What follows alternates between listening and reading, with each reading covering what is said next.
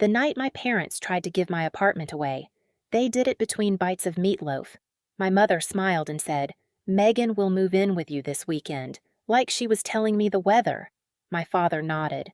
My sister stared at her plate, already picturing my couch, my closet, my life. I didn't shout.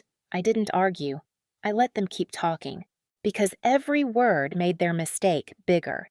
They thought that dinner table was where they trapped me, but the apartment they planned to invade was already empty, and my new door had rules. My name is Lisa.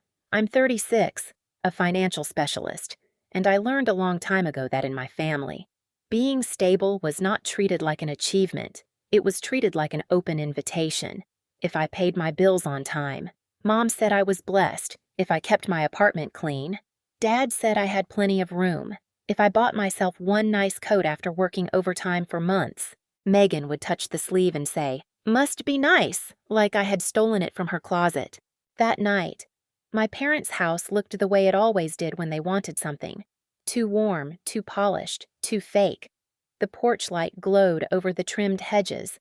Inside, the air smelled like meatloaf, garlic bread, and my mother's vanilla candle fighting for space.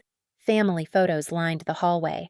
But somehow Megan was always in the center. Megan at graduation. Megan at the lake. Megan blowing out candles while I stood on the edge of the frame, smiling like an unpaid babysitter. Megan was 33. But she carried herself like life kept happening to her by accident.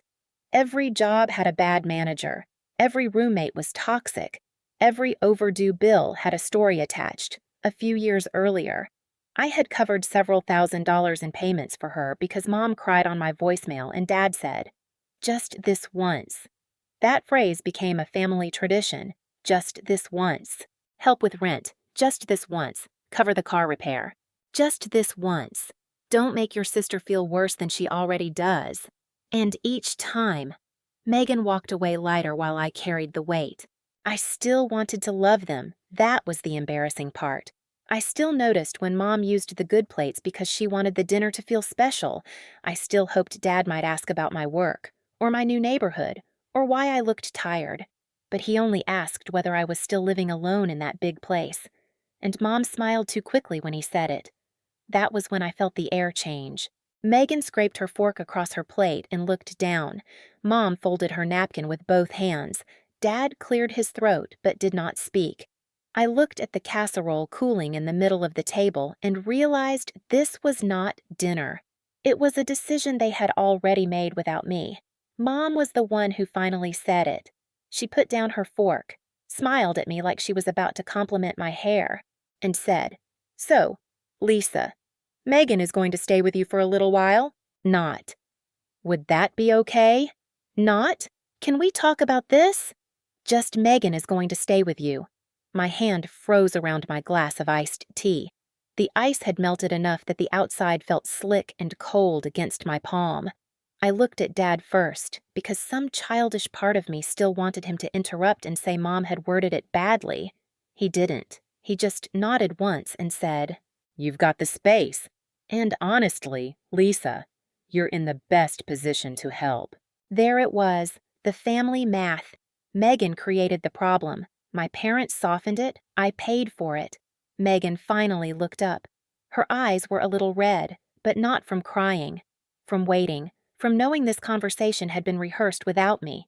"It's only for a few months," she said. "I'll help with groceries and cleaning and stuff." Stuff.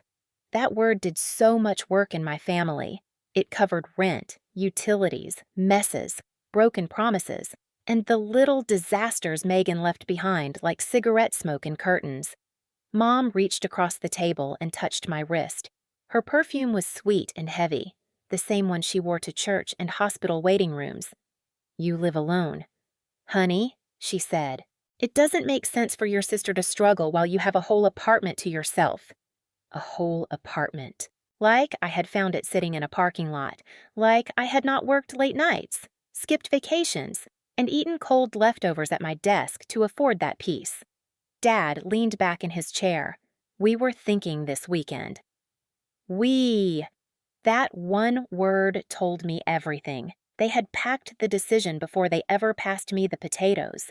Megan started listing what she would bring: clothes, a few boxes, her small chair, maybe her cat, if the building allowed it. She talked faster as she went, gaining confidence with every second I stayed quiet. And I did stay quiet. I let Mom explain how family was supposed to show up for family. I let Dad tell me how lucky I was. I let Megan pretend she had a plan.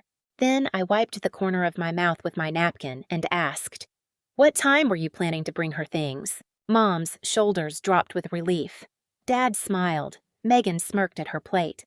They thought I had surrendered.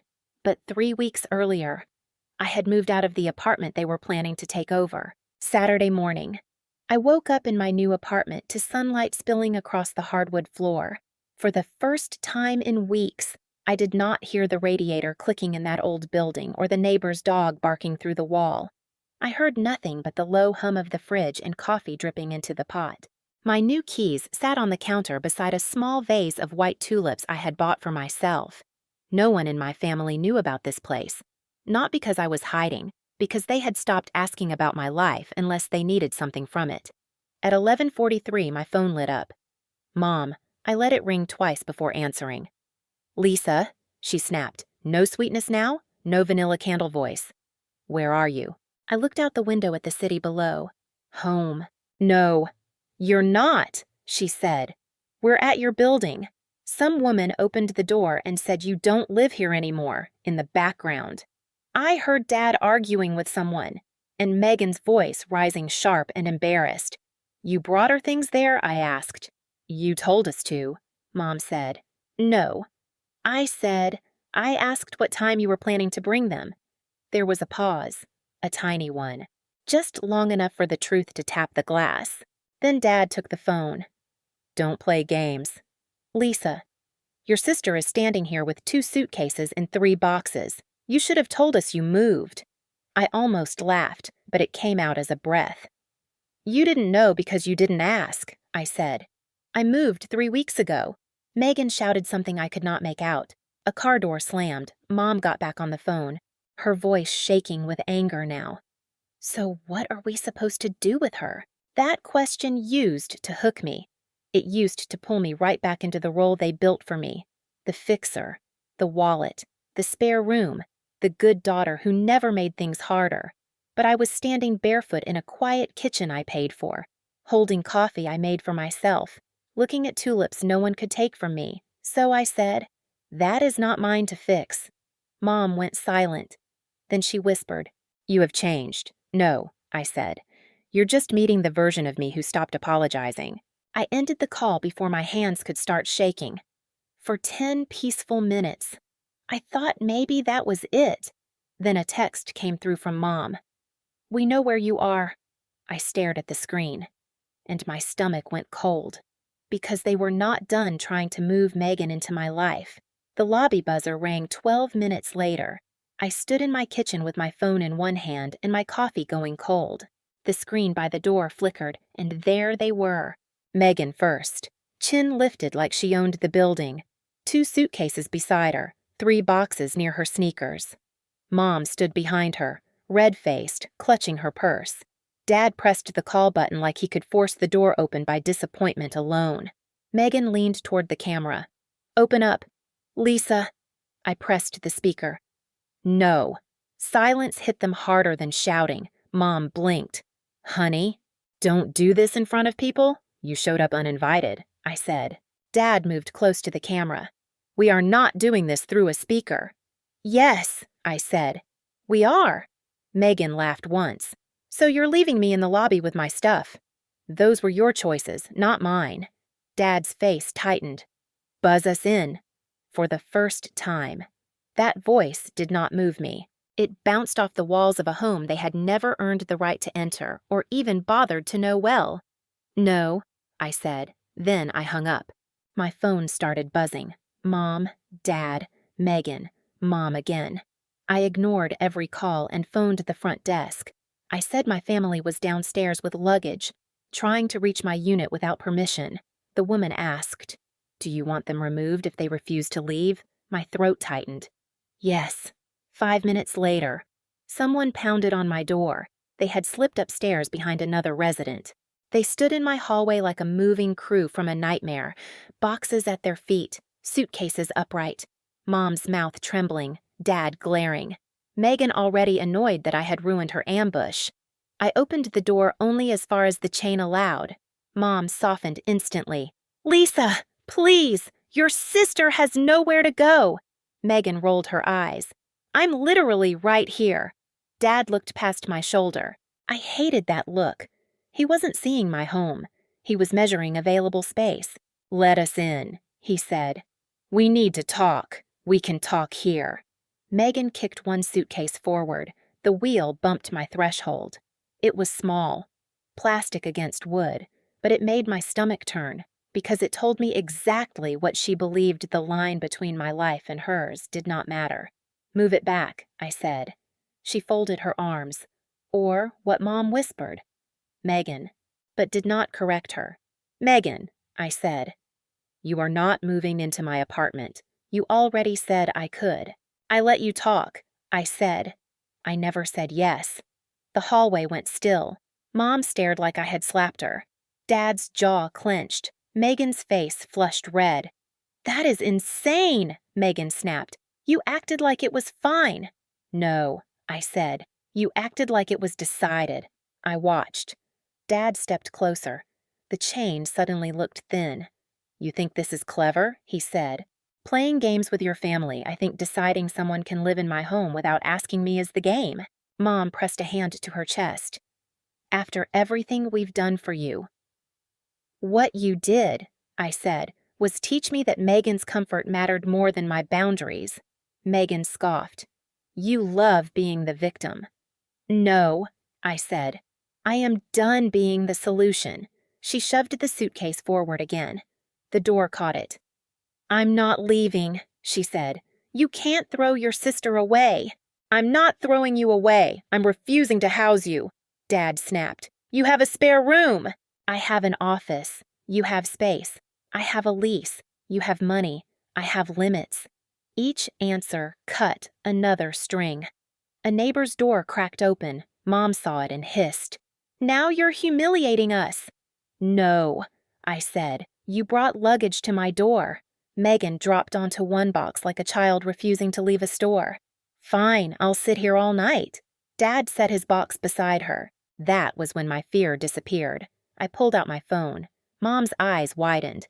"What are you doing?" "Asking for help." Dad barked. "Don't you dare."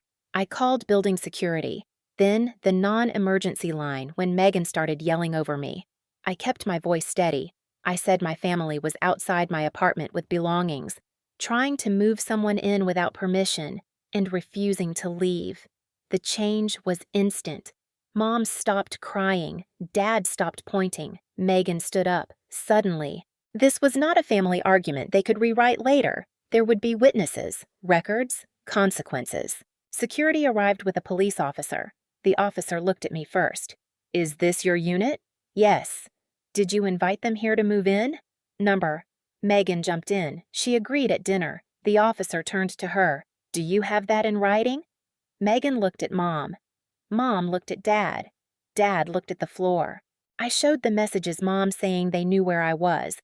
Megan saying I was making things difficult. Dad telling me to stop embarrassing the family. Nothing showed permission. No key. No room. No invitation. The officer handed my phone back. "Then you need to leave." Mom trembled. "Officer, this is a family matter." "No," I said. "This is my home." The officer nodded. "She has asked you to leave, for the first time all night." Megan looked scared. Not of danger, of consequences. Dad picked up a box.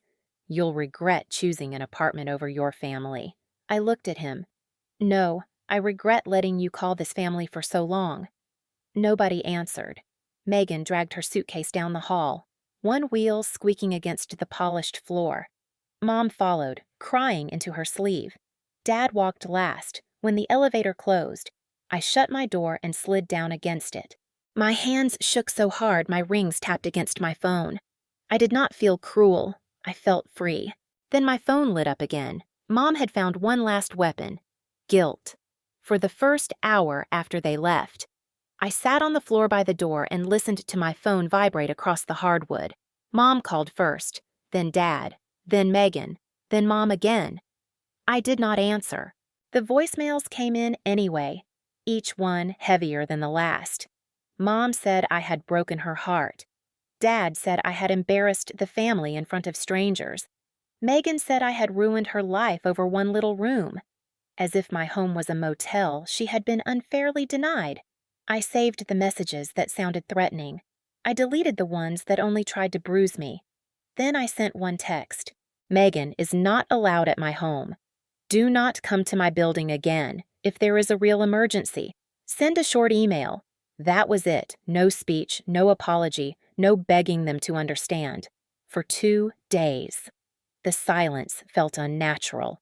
My body kept waiting for the next crisis. I would hear the coffee maker click and reach for my phone. I would see a missed call from an unknown number and feel my chest tighten. That is what years of guilt does. It trains peace to feel suspicious. By the end of the week, I heard from a cousin that Megan was back at my parents' house. The irony was almost too sharp to touch. The daughter they protected from every consequence was now sleeping in their guest room, leaving dishes in the sink, running up bills, and complaining about their rules, for once. They had to live with the life they kept trying to hand me. I bought fresh tulips that Friday. White ones again. I put them on my small dining table, right where no family photo stood anymore. And that night, I ate dinner alone in my apartment. Not lonely. Alone. There is a difference. For the first time in years, no one was moving into my life without permission. No one was turning my kindness into a contract. No one was calling my boundaries betrayal. But the hardest part was realizing I had not lost my family that week. I had finally stopped pretending they were protecting me. Looking back, I do not regret saying no. I regret all the years I thought love meant making myself smaller so everyone else could stay comfortable. Helping family should be a choice, not a sentence. And if your kindness only matters when people can use it, that is not love. That is access. So if you have ever been made the fixer, the spare room, the emergency wallet, tell your story in the comments. You are not alone. And hit subscribe so you do not miss the next story.